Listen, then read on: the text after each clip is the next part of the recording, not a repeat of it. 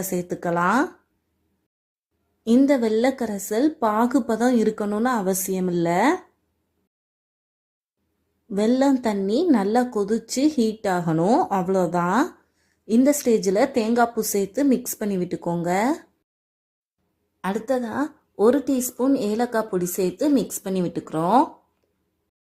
நம்ம வறுத்து வச்சிருக்கிற பாசிப்பருப்பு, எள்ளு ரெண்டையும் சேர்த்து நல்லா மிக்ஸ் பண்ணி விட்டுக்க போகிறோம். எல்லாம் ஒன்றா சேர்ந்து கொதிச்சு வரும்போது ஸ்டவ்வை லோ ஃப்ளேமில் வச்சுட்டு அரிசி மாவை கொஞ்சம் கொஞ்சமாக தூவி தான் சேர்த்து விடணும். நீங்கள் மொத்தமாக கொட்டுனீங்கன்னா அது ஒரே இடத்துல கட்டியாக நின்றும். அதனால் மெதுவாக தூவி தூவி தான் சேர்த்து விடணும். ஸ்டவ் லோ ஃப்ளேம்லேயே தான் இருக்கணும்.